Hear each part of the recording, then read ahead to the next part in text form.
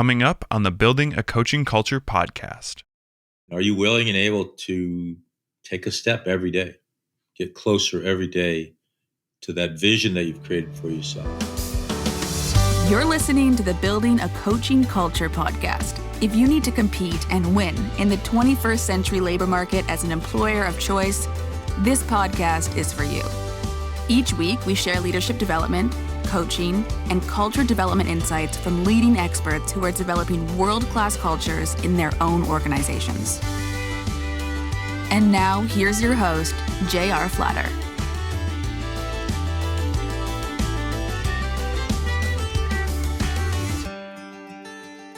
Hey, welcome back, everybody, for our final session of our House of Leadership and Lifelong Learning. Last time we were together, we were talking about unreasonable, the final characteristic in the house, the final enabling characteristic, I should say. The most provocative by far, and meant to be provocative, meant to inspire a thought and conversation. Hopefully you spent the time away journaling, having a conversation with your significant other about where does this fit in your house? If at all, it is your house. Talking to other leaders about the idea of being unreasonable. What can they learn from you? What can you learn from them? Does it fit in their house of leadership? And then finally, a conversation with your coach. If unreasonables fit in, great. Thoughts as we move into our final. Recognize that in these past couple of episodes that you've listened to, there's been a lot of information, but for individuals listening in, we're looking at the entire house right now. And it's really, really cool to see the ways that they intersect and that it's a house that you get to construct on your own. And so just recognize that you've come a long way by listening to these episodes and excited to talk about lifelong learning in the future. All right. A lifelong path toward mastery. I think it was Malcolm Gladwell. They wrote Outliers. That it takes 10,000 repetitions to become a master at something.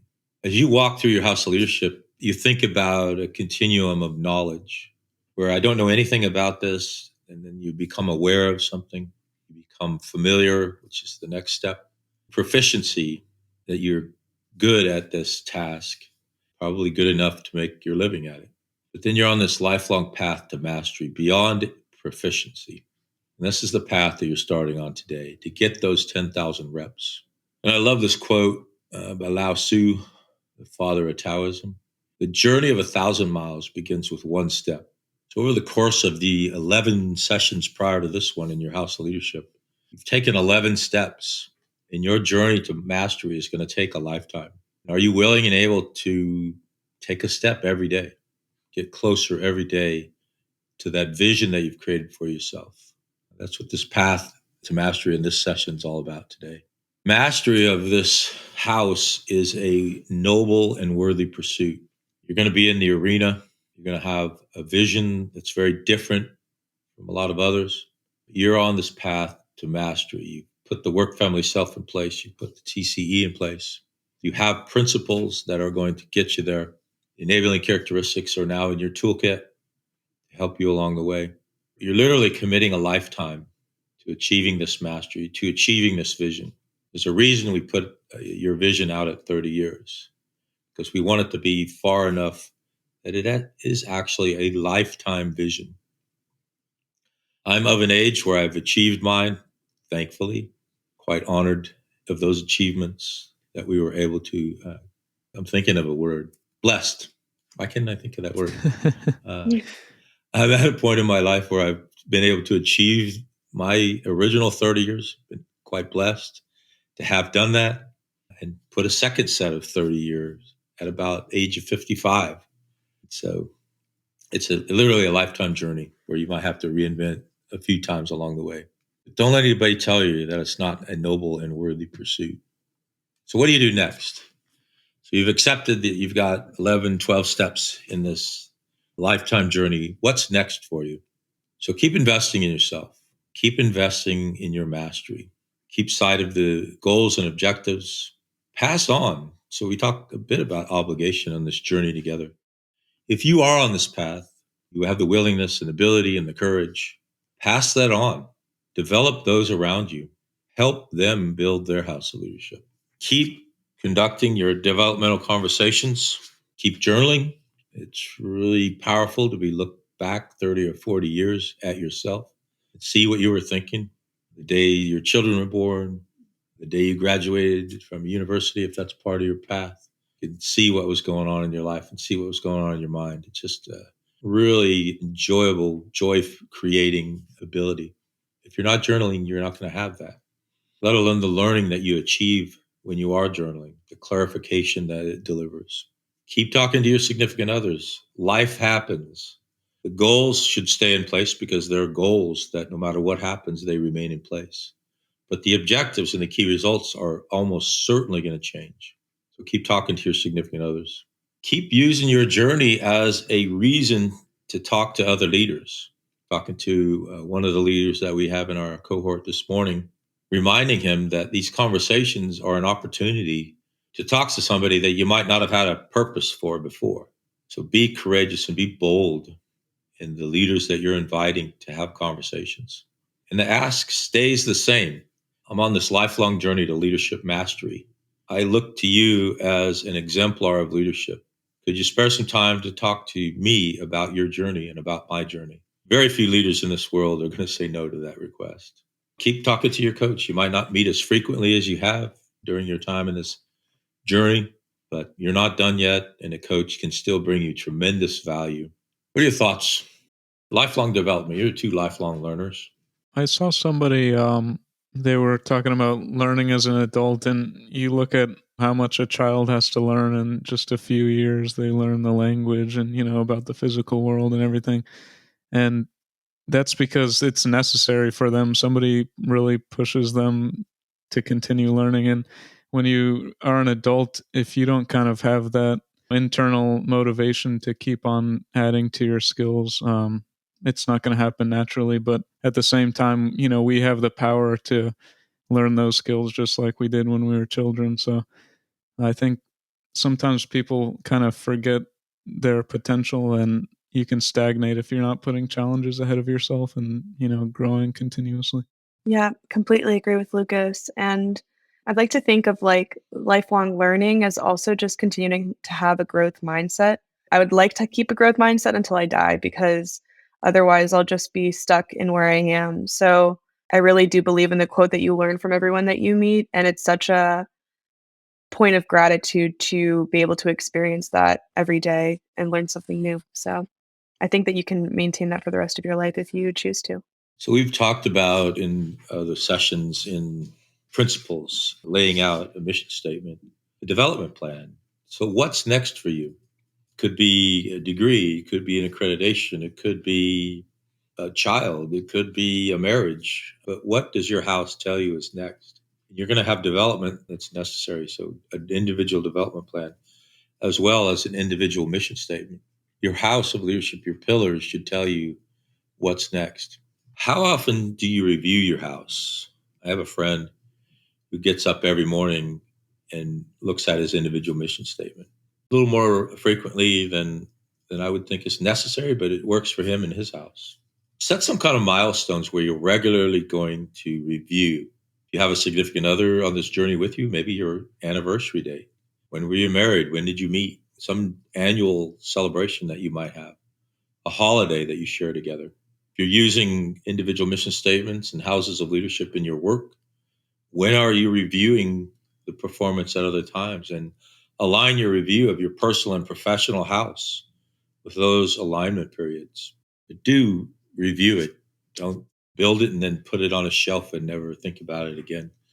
But review it regularly. Are you getting closer? And as time goes by and you are getting closer, you celebrate those milestones. If you're not, you need to revisit your house because at some place you told yourself something that isn't leading you to your vision. So you need to make some changes. Not a failure, it just actually takes courage to go back and visit those. There's a snapshot of an individual development plan. It's not fancy, it isn't sophisticated, but your house of leadership is telling you to get to that vision. I have to do these things in the next 5 years. I have to do these things in the next 12 months. These things before I go to sleep tonight. So what is that next thing for you? Put it in your development plan.